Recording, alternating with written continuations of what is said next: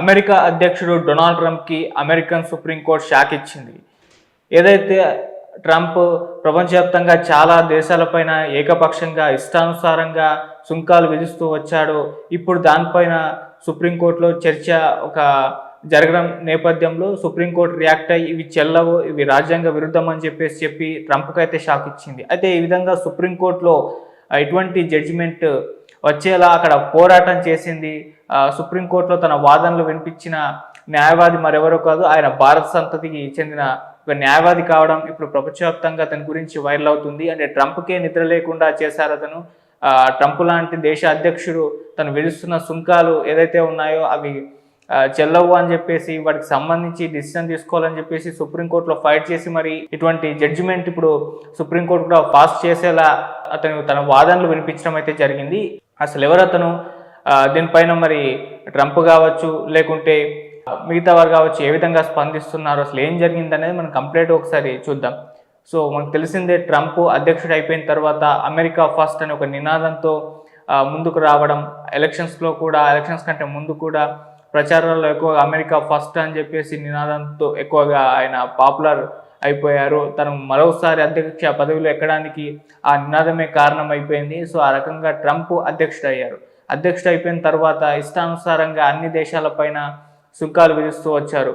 అటు చైనా పైన చూసాము, రష్యా పైన చూసాము, ఇండియా పైన చూసాము, రకరకాల దేశాలపైన రకరకాల సుంకాలు ఇష్టానుసారంగా పెట్టడం జరిగింది. అంటే ఏ దేశం అతనికి రివర్స్ అయితే ఆ దేశం పైన సుంకాలు ఎంత పెంచేస్తున్నా అని చెప్పేయడం, 100% పెంచడం, 200% పెంచడం.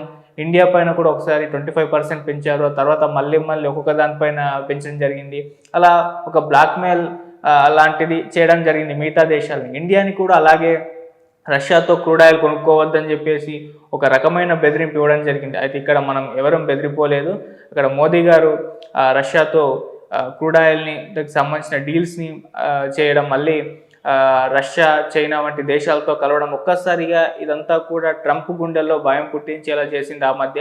సో అలా ఒక సమాధానం అయితే మోదీ గారు ట్రంప్కి ఇవ్వడం మనం చూసాం. సో ఆ రకంగా ట్రంప్ కొద్దిగా అప్పుడప్పుడు మళ్ళీ మారిపోవడం, వ్యవహార శైలి తనది మారిపోవడం, నేను మోదీ గారు ఇండియా చాలా సఖ్యతతో ఉంటామన్నట్టుగా మాట్లాడడం, అలా రకరకాలుగా తనకి ఎప్పుడు అవసరమైతే అప్పుడు పాజిటివ్గా మాట్లాడడం, ఎప్పుడు అవసరం లేనప్పుడు నెగిటివ్గా మాట్లాడడం, ఇటువంటి కామెంట్స్ అతను ప్రతిసారి కూడా చేస్తూ ఉన్నాడు. సో అతని విషయంలో ఒక క్లారిటీ లేదని కూడా చాలామంది చెప్తూ ఉంటారు. ఎప్పుడు ఏ విధంగా వ్యవహరిస్తాడో మనకు తెలియదు, అటువంటి వ్యక్తి ఆయన అని చెప్పేసి కూడా చాలా సందర్భాల్లో మాట్లాడారు. అయితే రీసెంట్ టైంలో కూడా అతను విపరీతంగా సుంకాలు పెంచేస్తుండడం జరిగింది. అయితే ఇది అమెరికన్ సుప్రీంకోర్టు వరకు వెళ్ళింది. సో అక్కడి వరకు వెళ్ళి అక్కడ వాదనలు జరిగాయి. కోర్టులో మొత్తం దీనికి సంబంధించి భారతీయ సంతతికి చెందిన ఒక వ్యక్తి, ఒక న్యాయవాది అక్కడ అలా అమెరికా అధ్యక్షుడు డొనాల్డ్ ట్రంప్ ఏకపక్షంగా విధించిన ఈ గ్లోబల్ టారిఫ్స్ ఏవైతే ఉన్నాయో వీటికి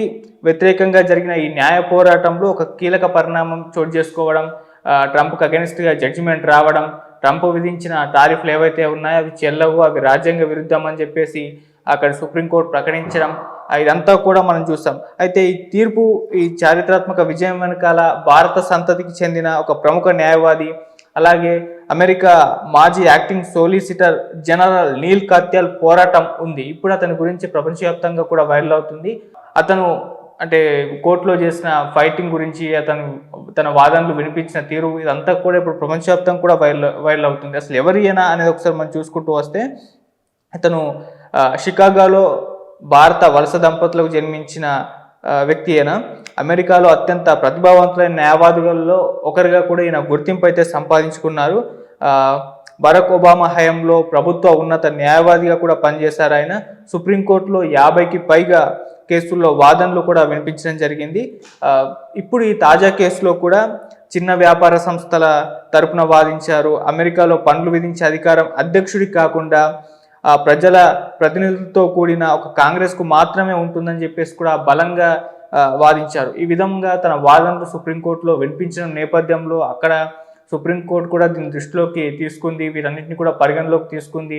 ట్రంప్ విధిస్తున్న ఈ టారిఫ్స్ పైన ఒకసారి ఒక కన్నేసింది. దాంట్లో ఎటువంటి లొసుగులు ఉన్నాయి ఇవన్నీ కూడా చూస్తుంది. అంటే ట్రంప్ ఎటువంటి చట్టాలు వీటిని పాటించకుండా ఇష్టానుసారంగా ఏకపక్షంగా ఇవ్వడం జరిగింది. అంటే ఏ దేశం మీద కోపం వస్తే, ఏ దేశాధ్యక్షుడి మీద కోపం వస్తే ఆ దేశం మీదకి ఇంతంత అని చెప్పేసి సంతకాలు పెట్టేసి టారిఫ్స్ పెంచేయడం ఇటువంటి వైఖరి పాటిస్తున్న నేపథ్యంలో సో ఈయన నీల్ కత్యాల్ అక్కడ వాదనలు వినిపించి ట్రంప్కు ఒక షాక్ ఇచ్చారని చెప్పుకోవాలి. దాంతో సుప్రీంకోర్టుకు రియాక్ట్ అయ్యి ఇది రాజ్యాంగ విరుద్ధం, ఇలా అంటే టారిఫ్ విధించడం సరికాదు, ఇవన్నీ కూడా చెల్లవు అని చెప్పేసి కూడా చెప్పింది. రిటర్న్ చేసేయాలి అని చెప్పేసి అంటే ఇప్పటి వరకు ఎంత విధించిందో ఎంత అమౌంట్ వచ్చిందో వాటిని కూడా రిటర్న్ చేయాలని చెప్పేసి చెప్పినట్టుగా కూడా తెలుస్తుంది. అలా సుప్రీంకోర్టులో ట్రంప్కి ఒక బిగ్ షాక్ తగిలిందని చెప్పుకోవాలి.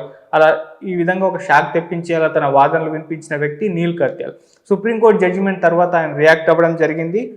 నీల్ కత్యాల్ గారు ఒకసారి ఆయన ఏమన్నారో ఒకసారి చూసుకుంటూ వస్తే, అధ్యక్షులు శక్తివంతులే కావచ్చు కానీ మన రాజ్యాంగం అంతకంటే శక్తివంతమైంది.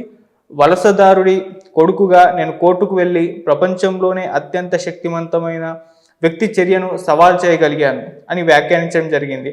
సో ఒక్కసారిగా సుప్రీంకోర్టు ఇచ్చిన ఈ తీర్పుతో అమెరికాలోని వేలాది చిన్న వ్యాపార సంస్థలకు కూడా దాదాపు $175 బిలియన్ వరకు కూడా పన్ను రీఫండ్ ఇప్పుడు పొందే అవకాశం కూడా ఏర్పడిందని చెప్తున్నారు. ట్రంప్ యంత్రాంగం ప్రత్యామ్నాయ మార్గాల్లో సుంకాలు విధించే ప్రయత్నాలు చేస్తుండగా వాటిని కూడా న్యాయపరంగా ఎదుర్కొంటామని చెప్పేసి ఎదుర్కొనేందుకు కూడా మేము సిద్ధమవుతున్నామని చెప్పేసి నీల్ కత్యాల్ ప్రకటించడం జరిగింది. సో అలా మేము సిద్ధమవుతున్నామని కూడా చెప్పారు. సో ఈ రకంగా దాదాపు $175 బిలియన్ వరకు కూడా రిఫండ్లు వచ్చేసాయి చిన్న చిన్న వ్యాపారస్తులకు కూడా. సో ఇలా రిఫండ్ అయితే రావడం జరిగింది. ఇది ఒక పెద్ద షాక్గా ట్రంప్కు వర్ణిస్తున్నారు. అలా ట్రంప్కు షాక్ ఇచ్చింది, ఈ విధంగా ట్రంప్కు నిద్ర లేకుండా చేసింది ఒక భారతీయ సంస్థ వ్యక్తి అని చెప్పేసి, ఒక న్యాయవాది అని చెప్పేసి ఇక్కడ మన వాళ్ళు కూడా ఆయన గురించి ఎక్కువగా సోషల్ మీడియాలో వైరల్ చేయడం జరిగింది.